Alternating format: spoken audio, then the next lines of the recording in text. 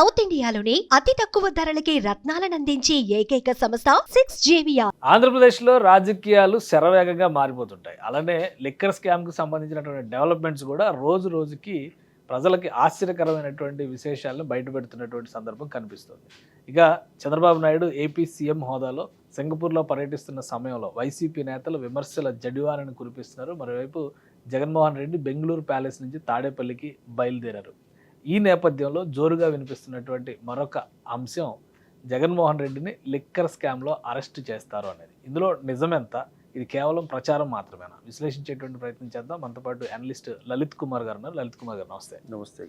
జగన్మోహన్ రెడ్డి గారు ఆంధ్రప్రదేశ్లో ఎంటర్ అవుతున్నారు. మొన్న మిథున్ రెడ్డి అరెస్ట్ తర్వాత నుంచి జరుగుతున్నటువంటి చర్చ, ఆయన పాత కేసుల సంగతి పక్కన పెడితే అసలు లిక్కర్ స్కామ్లోనే ఆయన అరెస్ట్ చేయబోతున్నారు అనేటువంటిది చాలా గట్టిగా వినిపిస్తుంది. ఏంటి, ఏం జరగబోతుంది? జగన్ ఎంట్రీ తర్వాత రాజకీయ పరిణామాలు శరవేగంగా మారే అవకాశం ఉందా? అంటే ఇక్కడ కేశవ్ గారు, జగన్మోహన్ రెడ్డిని అరెస్ట్ కంటే ముందు నోటీసులు ఇస్తారు. నోటీసులు ఇచ్చిన తర్వాత సిట్ దగ్గర ఏదైతే సాక్ష్యాధారాలన్నీ ఉన్నాయో, ఇతని పేరు ఎవరైతే ఎక్కడెక్కడ ఏ సందర్భాల్లో చెప్పారో అన్నీ ఆయన ముందు నుంచి విచారణ చేస్తారు. తదుపరి అరెస్ట్ ఉండొచ్చు. అంటే హఠాత్తుగా పోయేసి ఆయన అరెస్ట్ చేయరు. ఎందుకంటే సిట్ ఇచ్చిన ప్రిలిమినరీ ఛార్జ్ షీట్లో అతను నిందితుడిగా పేర్కొనలా, అతని ప్రస్తావన వచ్చింది. ఇప్పుడు అది నిజమా కాదా అని చెప్పి సిట్ ఏం చేస్తుంది అంటే ఫస్ట్ ఎంక్వైరీకి పిలుస్తుంది. విచారణకు పిలిపించిన తర్వాత వాళ్ళు అడిగే ప్రశ్నలకి ఆయన సమాధానాలు ఏం చెప్తారు చూసిన తర్వాత ఆయన పాత్ర ఉందా లేదా అనేసి సిట్కి ఆల్రెడీ కొన్ని ఎవిడెన్సెస్ సంపాదించింది కాబట్టి తదుపరి అరెస్ట్ ఉంటుంది. అంటే గత 2 రోజులుగా చూస్తే భారతీయ సిమెంట్స్ వ్యవహారం కంపెనీలో కూడా విపరీతంగా సోదాలు జరుగుతున్నాయి. అలానే మిథున్ రెడ్డి అరెస్ట్ తర్వాత జగన్మోహన్ రెడ్డి గారి పాత్ర చాలా ముఖ్యమైంది అనేది గట్టిగా దాన్ని వినిపిస్తుంది. ఇన్ని అంశాలు ఉన్నప్పుడు లాస్ట్ టైం మనం చూస్తే చంద్రబాబు నాయుడు గారిని అరెస్ట్ చేసినప్పుడు ఏ నోటిఫికేషన్, ఏ నోటీసులు ఇవ్వలేదు, ఏ విచారణలో జరగలేదు. అవును, డైరెక్ట్గా అరెస్ట్కి వెళ్ళారు. కానీ చంద్రబాబు నాయుడు గారి కేసు వేరు. ఈ కేసులో పక్కా ఎవిడెన్సెస్ ఉన్నాయి. ఇక్కడ 62 కోట్లు సీజ్ చేశారు. మొన్నటి వరకు ఏమంటున్నారు, 62 మీరు క్యాష్ లిక్విడ్ ఎవిడెన్స్ చూపించడం లేదు కదా, రికవరీ అన్నారు. దాన్ని సిట్ అధికారులు 62 కోట్లు బ్యాంక్ అకౌంట్లో ఉన్నది సీజ్ చేశారు. ఇప్పుడు జగన్మోహన్ రెడ్డి దగ్గరికి వచ్చేసరికి జగన్మోహన్ రెడ్డి దాన్ని బంగారు రూపంలో ఆయనకు అందజేశారనే ఇది జరుగుతూ ఉంది. ఇక్కడ అథెంటిక్గా జగన్మోహన్ రెడ్డికి ఏ సమయంలో చేరింది, ఎవరిచ్చారనేది ఇప్పుడు మిథున్ రెడ్డి చెప్పాలా. ఇప్పుడు మిథున్ రెడ్డిని కస్టడీలోకి తీసుకుంటారు. కస్టడీలోకి తీసుకున్న తర్వాత తన చేత చెప్పించిన తర్వాత తను ఏది ఇప్పుడు అంతిమంగా మిథున్ రెడ్డి అతనికి జగన్మోహన్ రెడ్డి చేర్చి ఉండాలి. చేర్చి ఉంటే కనుక ఏ రూపేణా చేర్చావు, లిక్విడ్ రూపంలో చేర్చావా, గోల్డ్ రూపంలో చేర్చావా, ఎవరికి చేర్చావు, ఎక్కడికి చేర్చావు అనే విషయాలు మిథున్ రెడ్డి చెప్పిన తర్వాత జగన్మోహన్ రెడ్డి అరెస్ట్ ఉంటుంది. ఇక్కడ జగన్మోహన్ రెడ్డి వీళ్ళు సిట్టు కూడా చాలా పకడ్బందీగా ఇది ఇంటర్నేషనల్ లెవెల్లో ఎంక్వైరీ ఎలా అయితే చేస్తారో ఆ విధంగా మన సిట్టు చేస్తాం.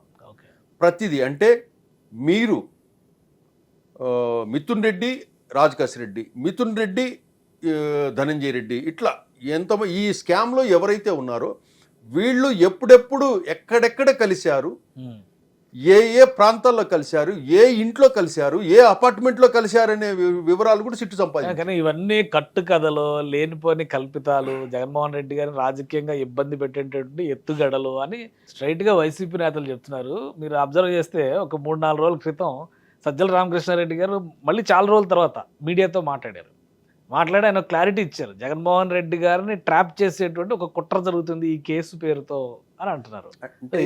దీనికి ఎవిడెన్సా నిజంగానే, లేదంటే క్రియేషనా?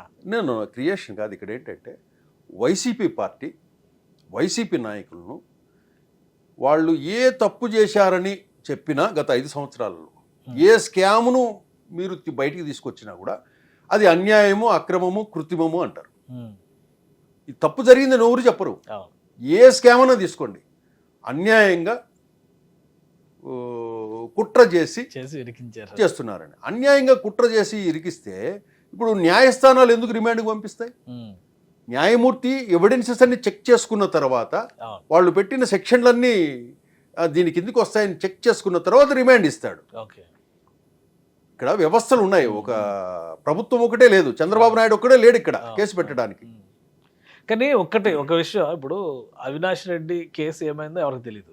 బాబాయ్ కేసు ఎలక్షన్స్ టైంలో విపరీతమైన హడావిడి వచ్చింది. సిస్టర్స్ ఇద్దరు కూడా రోడ్డు పైకి వచ్చారు.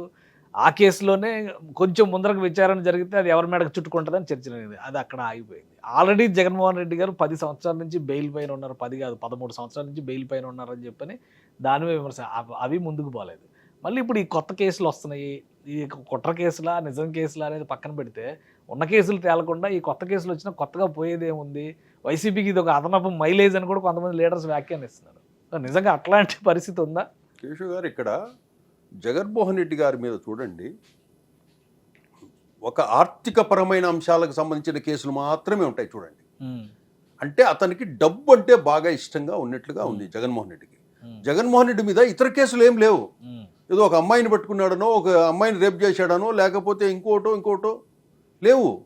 అన్నీ ఆర్థికపరమైనటివి. అతను మొదటి నుంచి ఉన్న కేసులన్నీ పెట్టుబడులు, డబ్బులు, షెల్ కంపెనీలు, బ్లాక్ అండ్ వైట్లు, ఈ ఇష్యూసే తప్పితే వేరే ఏదైనా ఉన్నాయి చూడండి. అంటే అవి మాత్రమే అతను చేస్తాడన్నట్లు మనం అనుకోవాలి. ఇంకోటి, ఇప్పుడు మీరు వివేకానంద రెడ్డి కేసు ఇష్యూ అన్నారు.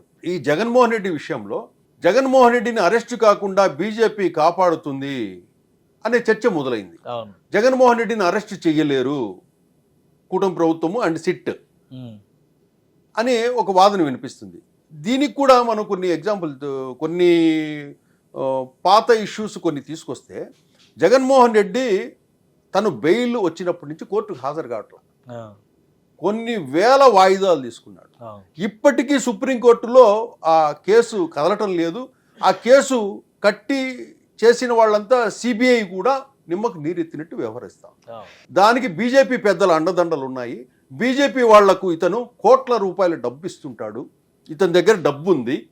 ఆ డబ్బు కోసము వాళ్ళు జగన్మోహన్ రెడ్డిని కాపాడుకుంటూ వస్తుంటారు. కాబట్టి జగన్మోహన్ రెడ్డి లిక్కర్ స్కామ్ 3,500 కోట్లు అంటున్నారు. ఈ స్కామ్లో కూడా జగన్మోహన్ రెడ్డిని వీళ్ళు అరెస్ట్ చేయనివ్వరు. చంద్రబాబు నాయుడుకో ఇంకొకరికో వాళ్ళు బీజేపీ ఒత్తిడి చేసి జగన్మోహన్ రెడ్డిని కాపాడే విధంగా ప్రయత్నం చేస్తారనే వాదన కూడా జరుగుతుంది. దీనికి చిత్తశుద్ధి నిరూపించుకోవాలంటే ఇద్దరే నిరూపించుకోవాలి. ఫస్ట్, జగన్మోహన్ రెడ్డి తప్పు చేయకపోతే, ఇప్పుడు ఆంధ్రప్రదేశ్కి వస్తున్నాడు కాబట్టి ఓపెన్గా ఒక ప్రెస్ క్లబ్లో ఒక మీట్ పెట్టి, నాకు ఈ స్కామ్తో ఎటువంటి సంబంధము లేదు అని ప్రకటించి, విలేకరులు అడిగిన ప్రశ్నలకు సమాధానం చెప్పి, తన దగ్గరున్న ఏవైనా ఎవిడెన్సెస్ ఏదైనా ఉంటే చూపించి, అకారణంగా చంద్రబాబు నాయుడు ప్రభుత్వం నన్ను ఇబ్బంది పెడుతోంది అని చెప్పి వెళ్ళిపోవచ్చు. కానీ ఆ పని మాత్రం చేయడు. ఏ రోజు ఆయన ప్రెస్ మీట్ పెడుతున్నారు కదా ఈ మధ్య. ఆయన ప్రెస్ మీట్ పెట్టేది ఏంటంటే, ఆయన చెప్పింది రాసుకొని వెళ్ళిపోవడానికి ప్రెస్ మీట్ ఆయన ఇంట్లో పెట్టుకుంటాడు. అది కాదు, మీరు ఓపెన్ ప్రెస్ మీట్కి రండి. మీరు తప్పు చేయనప్పుడు, మీలో నిజాయితీ ఉన్నప్పుడు, ఇంత 3,500 కోట్ల స్కాము, దేశంలోనే బిగ్గెస్ట్ లిక్కర్ స్కాము ఆరోపణలు మీ మీద వస్తున్నాయి. మీ కోర్ టీం అంతా అరెస్ట్ అయ్యి జైల్లో ఉన్నారు. ఇప్పటికీ మీకు సంబంధం లేదని ఉంటే మీరు ఇమ్మీడియట్గా ఒక ప్రెస్ మీట్ పెట్టి మీ దగ్గర ఉన్న ఎవిడెన్సెస్ ఓపెన్ చేసి, ఇప్పుడు సజ్జల రామకృష్ణారెడ్డి గారు ఓపెన్గా వచ్చి చెప్తున్నారు ప్రెస్ మీట్లో, అదే విధంగా మీరు ఎందుకు రారు? హైదరాబాద్లోనో విజయవాడలోనో ఓపెన్ ప్రెస్ మీట్ పెట్టండి.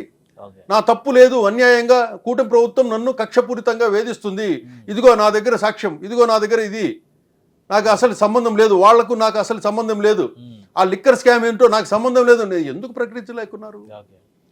అదొకటి. నెక్స్ట్, బీజేపీ మీద ఆరోపణలు వస్తున్నాయి. మీరేమో కూటమిలో భాగస్వామిగా ఉన్నారు, జగన్మోహన్ రెడ్డితో ఫ్రెండ్షిప్ చేస్తున్నారు, జగన్మోహన్ రెడ్డిని కాపాడుతున్నది మీరే అంటున్నారు. కాబట్టి కేంద్ర నాయకత్వం, మోడీ కానీ అమిత్ షా కానీ ఆ పార్టీ అధ్యక్షుడు కానీ, మాకు జగన్మోహన్ రెడ్డికి ఎటువంటి సంబంధం లేదు, అతని అరెస్టును మేము ఇన్వాల్వ్ కాము, ప్రజల్లో జరుగుతున్న చర్చ అది అవాస్తవము, అతన్ని మేము ప్రత్యర్థిగానే చూస్తున్నాము అని బీజేపీ కూడా ప్రకటించాలి. కానీ ఒకటి బీజేపీ ప్రకటించడం లేదంటే తెలుగుదేశం పార్టీ అడుగు ముందుకు వేయడం ఇవన్నీ పక్కన పెట్టి చూస్తే సింగపూర్ పర్యటనలో చంద్రబాబు నాయుడు గారు ఉండగానే అరెస్ట్ జరుగుతుంది అని ఒక ప్రచారం గట్టిగా జరుగుతుంది.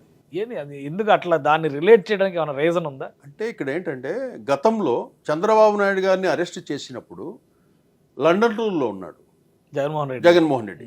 లండన్ టూర్లో ఉన్నప్పుడు తర్వాత అరెస్ట్ అంతా వ్యవహారం అంతా గడిచిన తర్వాత మళ్ళీ జగన్మోహన్ రెడ్డి లండన్ నుంచి రిటర్న్ వచ్చినాక నాకేం తెలియదబ్బా అది నేను లండన్లో ఉన్నాను అరెస్ట్ చేశారా అన్నట్లు బిహేవ్ చేసి ఎగతాళిగా ఆయన మాట్లాడాడు. జగన్మోహన్ రెడ్డికి తెలియకుండా ఇది జరగదు. ప్రభుత్వ అధినేతకి ఇన్ఫర్మేషన్ లేకపోతే మరి ఆ అధినేత ఇప్పుడు యాదృచ్ఛికంగా ఈ లిక్కర్ స్కామ్ ఇష్యూలో చివరి మెయిన్ కీలక వ్యక్తిని అరెస్ట్ చేయబోతారు. అది జగన్మోహన్ రెడ్డి అనే ప్రస్తావన ప్రజలందరికీ తెలుసు కాబట్టి ఆ ఛార్జిషీట్లో సిట్ అధికారులు కూడా చెప్పారు కాబట్టి ఈ సమయంలో సింగపూర్లో ఉన్నాడు చంద్రబాబు నాయుడు కాబట్టి చంద్రబాబు నాయుడు సింగపూర్లో ఉండంగానే జగన్మోహన్ రెడ్డి అరెస్ట్ జరుగుతుంది అనేసి ప్రచారం జరుగుతుంది. ఏదేమైనా ఆంధ్రప్రదేశ్ అలాంటి సిమిలారిటీస్ కానీ సిమ్టమ్స్ కానీ ఏమైనా ఉన్నాయా? ఇప్పుడు నేను ఇందాక చెప్పాను డైరెక్ట్ గా అరెస్ట్ చేయరు. ఇప్పుడు జగన్మోహన్ రెడ్డి వచ్చాడు కాబట్టి నోటీసులు సర్వ్ చేయొచ్చు. మీరు పలాని సమయానికి సిట్ ముందు హాజరు కండి అని చేస్తారు. ఆయన హాజరు అయ్యే అవకాశం ఉంటుందా? ఒకవేళ నోటీస్ హాజరు కావాలా? మీరు తప్పు చేయకపోతే హాజరవుతారు. వాస్తవంగా ఆయన ఒక చీఫ్ మినిస్టర్గా పనిచేశాడు కాబట్టి ఇటువంటి ఆరోపణలు వచ్చినప్పుడు, ఇటువంటి చర్చ ప్రజల్లో జరుగుతున్నప్పుడు ఒక మాజీ ముఖ్యమంత్రి సిట్ అధికారులకి ఛాలెంజ్ విసిరించవచ్చు.